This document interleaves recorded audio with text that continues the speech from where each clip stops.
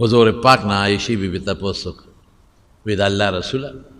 د دین دپاره او د اسلام دپاره خو په تا ډېر تکلیفونه تیر شوي دي داسې یو راته یاد کړه چې د ټولو نه سخت تکلیف سخت بدر یې ورته یاد نه کړ حالانکه بدن کې چې د رسول الله مبارک دماغو باندې کم ټینشن و زه ته نشم ویل 313 صحابه دي اته تورې دي اته مخامخ 9.5 یعنی زر کافر دي ټولو سره تورې دي او د اتو تورو نه علاوه د صحابه سره د کجورو ډنګونه دي هلته اویا اسونه دي صحابه سره 2 اسونه دي صحابه سره اویا اوخان دي هغوی سره 900 اوخان په طاقت هغه څونه مضبوط او رسول الله مبارک تعالی د دې نه مخکې وعدم کړې وه چې زه به مدد در کوم بیا هم د حضور پاک سره ظاهري اسبابو ته چې ګوري نو یو ټینشن راځي یو سفر والا صحابو جوړ کړی په دغه میدان کې حضور پاک سفر کې ټوله شپه الله ته جړا کړې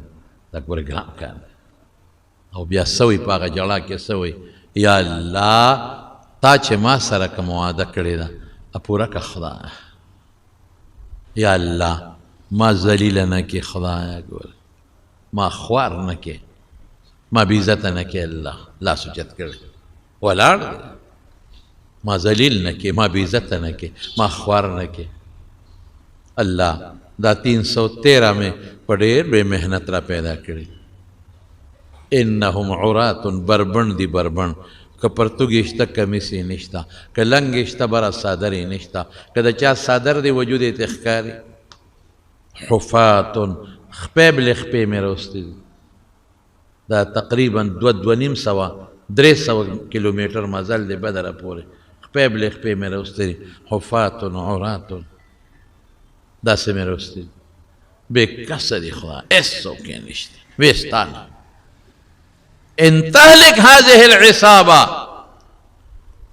که دا ډله دې هلاکه کړه خدایه او دا دې مړه کړل لم تعبد الى یوم القیامه قیامته پورې به ستا نوم اخېستو والا بیا څوک نه ستا عبادت به هېڅوک هم ونه کړي مساکین دي فقیران دي خدایه اوهو جیاع الله اوږي دي آها ستا د دین دپاره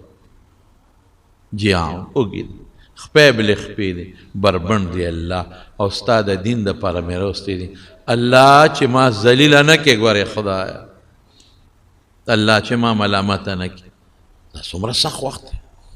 جاړي ورسره حضور پاک او صادر ته لاندې پرېوته او حضرت ابوبکر صدیق راغی او صادر یې اوچت کړ او د حضور پاک په سر یې کېښود حسبک یا رسول الله بس نور ځان مه کړه څه چې د الله خوښه کېږي ورسره ګورې دې ته چې دې خواته تورې خواته 9.5 تورې دلته د کجورو ډنګ هلته ټول ظاهر اسبابو نه انسان لږ متاثر کېږي بس د الله رسوله نور بس ځان مه کړه او حضور پاک راووت د هغه سفر نه او ملګرو ته وایي الله زما دعا مضبوطه قبوله کړه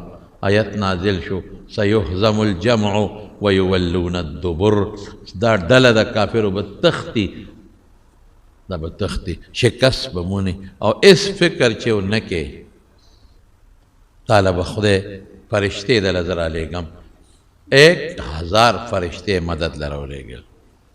500 جرنیل حضرت جبریل او د 500 جرنیل حضرت میکائیل علیهم السلام سختر ورځ احد کې کومه سختر ورځ ده چې عبدالله ابن قمیه بدبخت کاڼې رالی و د رسول الله مبارک مخ پې ولي دقه مخې ولګېد او مخامخ غاښ ډکره شو او توره رالی غزار کوي په حضور پاک او چې غزار یې وکړو دا ښه وه چې هیلمټ یې چولی و د اوسپنې ټوپی او کړی ته یې ویزان دی که دا نه و نو څه به و هم دومره سخت غزار و چې د حضور پاک په مخ مبارک کې د اوسپنې هغه 2 کړی ور دننه شوې دومره سختې دننه شوې وې چې بیا راوتې دی نه یو صحابي ورته غاښونه اړم کړل نو چې راویوستې د هغه پکې غاښونه ووتل دومره سخت دی او پیغور ورکی خذها عنی وانا ابن قمیه د قمیه زویم وخله دا غزر زمانه او پیغمبر مبارک ورته خیره وکړه اقمعک الله خدای پاک دې ذلیل او هلاک کړه بیا خدای هلاک کړه سخت صورت وینې روانې دي د حضور پاک نه طائف نه سخت ورځ لیکن چې عایشه دې تپوس کې صدیقه رضی الله تعالی عنها نه حضور پاک نه بدر یادوي نه خندق یادوي نه دا د احد یادوي وی عایشه سخت ورځ هغه وه چې ستا د قوم نه مایوس شوم او طایف ته لاړم ډېره سخته چې بیا طایف نه راتلم او سختي په څه وه ډېره غټه بېعزتي وشوه یو سردار ته مې وې چې دا الله یو څیز دنه غواړم ډېر څه نه چې الله یو ومنه بس نور څه دي تاسو د خپلو لاسو نه مورتې جوړه کړئ او د خپلو لاسو نه بوتان جوړ کړئ هغې نه بچي غواړئ تعالی خیر در کولی شي خو تا جوړ که که نه خمقله خو تا ته محتاجه دی یو مچ ځان نه نشي شړلی تا نه به خیر تا له به خیر درکړي شرک خطرناکه ګناه یو ماش ځان نه نشي شړلی ځان بچکولی نشي د کاڼي نه تا جوړ کړی تا له به څه خیر درکړي سپی پې راشي متیازې پیو کې هغه ځان نه نشي بچ کولی هغې نه ځان نشي بچ کولی تا له به څه خیر درکړي دقه یو ټکې غواړم بادشاهي نه غواړم بل څه نه غواړم دقه یو ټکې او دا درته یم بس د الله استاد یم رسول یم دا ومنه ښه ته خدای پیغمبر کړی په دې ټوله مکه کې بل څوک نو ستا غوندې غریب یتیم دا کبر ډېر خطرناک شی دی صاحب فرعون به موسی علیه السلام ته هغه به بنګړي اچول پخوا به د بادشاهانو بنګړي اچول خاص بنګړي به د هغوی اوس هم د افریقې دا بادشاهان دا بنګړي اچوي هغه به دا بنګړي داسې ورته وړقول ای موسی دا بنګړي دې شته لولا القي علیک څنګه دی اسوره من ذهب دا شته بنګړي زما خو بنګړي دې ستا شته موږ پښتانه وایي خوار مولا راپاڅېد او ما سره خبرې کوي آی کبر دا بنګړي دې شته دا طاقت دې شته دا ما سره چې کوم فوج او لښکر دی دا دې شته دقسې د طایف سردار رسول الله مبارک له پیغور ورکوي بل څوک یې نه منتل په مکه کې لږ سردارانو چې ته پیغمبر کړې ته خو یتیم فقیر اسم در سره نشته هغه بل له چې ورغی هغه هم رټ جواب ورکړه سردار زیم پیغمبري تاله بل له چې ورغی ویړه مه ستړې کوه نه دی منم ځه چې خدای سره دې کوم عذاب یې راودلی مایوسه شو دا پیغمبري په مال او دولت نه چې مالدار دی ابو لهب نه زیات خشتبل څوک و لمبه بوال قارون نه زیات مالدار څوک و قرآن وایي صرف د خزانو کنجانې به لوی ډلې وړې راوړې عتبه د ټولې مکې سردار نه الله یعلم حیث یجعل رسالته الله وی دا ما ته پته ده چې پیغمبري د چاله ورکړه هلکه یو زمیندار دی زه به مثال درکم د دې سړک په غاړه په دې پېښور کې په دې رنګ روډ به زه ووایم په 50 لکه او په 80 لکه روپۍ مرلم نه میلاوي څومره قیمتي ده او زمونږ په شولګرو کې په 1000 روپۍ په دې میرو کې دا لرې شاړې ځمکې بېلارو کې دي په 1000 روپۍ مرله کېږي او زمیندار غنم هلته نه کري دلته یې کري هلکه قیمتي ځمکه خو هغه د پېښور ځمکه ده د رنګ روډ د خوا ده د قصهخانې ده هلته کور خالي شو غنم هلته ولې نه کرې چې دلته په شاړو ځمکو کې کرې هغه ته پته ده چې دا قیمتي ده خو د غنم نه کوي صاحب تخم مې ورونسته دا تخم نه زرغونې او که دا په 1000 روپۍ مرله ده دا جوړه ځمکه ده دا غنم کوي دا شوله کوي نو زمیندار په دې پوهېږي والله به نه پوهېږي ابو جهل نه پیغمبري توبه توبه عتبه ابو لهب د طائف سرداران نه د پیغمبرۍ لایق وجود د محمد مصطفی صلی الله علیه وسلم فرعون له به پیغمبري ورکوي موسی له به نه ورکوي علیه السلام الله ته پته ده چې د موسی وجود د پیغمبرۍ قابل دی الله ته پته ده چې د حضور پاک وجود د پیغمبرۍ قابل دی دا غځای نه یې په ویزه را روان شوم او بیا پرې نه ښودم نو راپسې خپل هلکان او غلامان او مریان راپسې کړل وایي شابه اولی یې په کاڼو هغې پورې چې مکې ته وځغلی کاڼو غزارونه شروع شو او داسې په کاڼو وویشتم حضور پاک فرمایي چې ما ته دا پته نه وه چې زه ځم د کم طرف نه و روان کم طرف ته لاره رانه ګډه وړه او دې کې دوه فرشتې راځي او دواړه فرشتې جبریل وسره دی علیه السلام او دا دواړه فرشتې الله را لېږلي دي دا هغه فرشتې دي چې دوی له الله د غرونو طاقت ورکړی دی الله ته فریاد وکړه الله ډېر ظلم ستا د محبوب سره شروع دی هلکان لګیا دي هلکان او دا غلامان او کاڼې پې ولي او وینې ترې روانې دي مونږ ته حکم وکړه په خپله مدد وکړه نه مونږ ته حکم وکړه دې ځای لاړ شئ زموږ د هغه خپله معامله ده ورشئ که مدد دنه غواړي بلکل تاسو ما طرف نه اجازت دی ولې فرشته ما نه تنزل الا بامر ربک بغیر د الله د حکم نه هغوی هېڅ هم نشي کولی راغلل نبي علیه السلام ته وایي که ستا خوښی موږ ته حکم وکړه د طایف دا غټ دوه غرونه اخلو په دا سر د پاسه یې ورته اوس ورته چل وښایه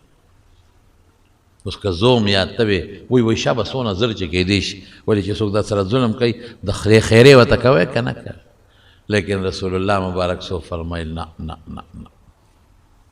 های های انهم لا يعلمون اللهم اهد قومي الله زما دې قوم ته هدایت وکړه انهم لا دا پوهېږي نه که دا پوهېدی پیغمبر به په کاڼو ویشته د دې اولاد کې به الله هغه څوک پیدا کوي چې ما به ومني زما خبره به ومني او بیا لار کې راځي ځان نه یو ځای کې وینې پاکوي او عتبه باغ دی هلته ناست دی ځان نه وینې پاکوي هغه پیړه خفه شو وایي ته ورشه دا څوک دی دا چا به لږې اوبه م ورته یوسه لکه هر څوک چې د چا سره جګړه کړې ده وینې ترې روانې دي د اوبه م یوسه هله غونچک انګور م ورته یوسه هغه یو غلام عداس نوم یې هغه له یې ورکړل عداس راغی رسول الله مبارک له باغ نه راووت باغ غاړه باندې لږ سور یې ورته یې کېښوده هلکه څوک یې وایي د عداس یم وایي د کوم ځای وایي د نینوا د نینوا یم او د دې سړي غلام یم وایي زما ضرور د یونس علیه السلام د علاقې حضور پاک ورته فرمایي وایي ته یونس څه پېژنې وایي یونس پیغمبر یونس پیغمبر زم د الله پیغمبر زما د هغه یو دعوه ده هغه عداس الله حقه ځای مسلمان کړ اوس هملته یو جومات دی زه ورته تللی یم یو ځل نه دوه درې ځله راکوټې غوندې جومات دی او په هغې یې لیکلي مسجد عداس مسلمان شو دا سخت تکلیف خو زما ذهن کې بل یو تکلیف راځي زما رونو دم سخت تکلیف دی خو زما زړه کې بل راځي کله چې رسول الله صلی الله علیه وسلم د مکې نه ته مدینې ته هجرت یې کړه او غار ثور نه وته غار ثور کې خو یې درې شپې تېرې کړم سخت وخت او حضرت ابوبکر صدیق رضی الله عنه ورسره دی خو چې درې ورځې پس د غار ثور نه وتل دا سخت وخت خپل کلی پرېښودل ګران کار دی او کلی څنګه کټ پوزې کور صندوق چې څه په کور کې دن او غونډ پاتې شي صرف حضرت علی رضی الله عنه په خپل ځای باندې پرېښوده او تم داسې وکړه چې دا ما سره د خلکو امانتونه دي سار خلکو له ورکړه او موږ پسې راځه کور جرنده پاتې شو ډک کور جرنده پاتې شو دا م وړه خبره ده د پیغمبر دپاره غار ثور درې شپې م د پیغمبر دپاره وړه خبره ده موږ ته درنه ده خو چې کوم وخت د غار ثور نه درې ورځې پس ووته حضرت ابوبکر صدیق وایي وخت بل شانتی دی وی حضور پاک با نیغ نیغ شاته مکې ته کتل او جړل به په غونډۍ باندې وخته او د مکې ته مخ کړی او څه وایي ای مکې ما اطیبک الیا څه مې خوښی نو ډېره مې خوښی خوشبو یې ماته ما اطیبک الیا ما احبک الیا اوهو ډېره مې خوښی څه محبوب یې ماته لولا ان قومك اخرجوني ما خرجت منك ولا سكنت غيرك. کستا قوم زه نوې مجبوره کړې په وتو نو ما به بار جون نوې تیر کړی، نه به مې بل ځای وخت تیر کړی. رسول الله مبارک د سترګو نه دا کرکڼې اوښکې روانې دي او مکې ته بار بار ګوري. زم الله رسوله دشمن را پسې نشي ځه. او حضور پاک غږ نه کوي او د مکې د ځمکو ته 53 سالې پکې تیر کړي دي، 53 کاله خړپوسې پکې کړي، 53 کاله خړپوسې. غار حرا ده پاتې شوه، غار ثور دی پاتې شو، مکه پاتې شوه، صفا و مروه پاتې شو، زمزم پاتې شو، حجر اسود پاتې شو، مقام ابراهیم پاتې شو، بیت الله پاتې شو. دا حال دی، دا سخته ده او که نه ده؟ او حضور پاک بار بار ګوري مکې ته، مخ راړی او دا وایي ای مکې څه مې خوښی نو،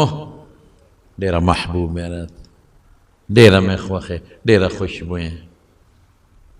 او په هغې کې د مکې مکرمې نه ما لاره باندې خبرې ترې نه وتې، چاپ چاپ و. دا سخته ورځ،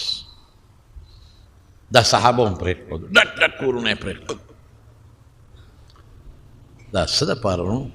دا د دې دین د خاطر او د اسلام د خاطر.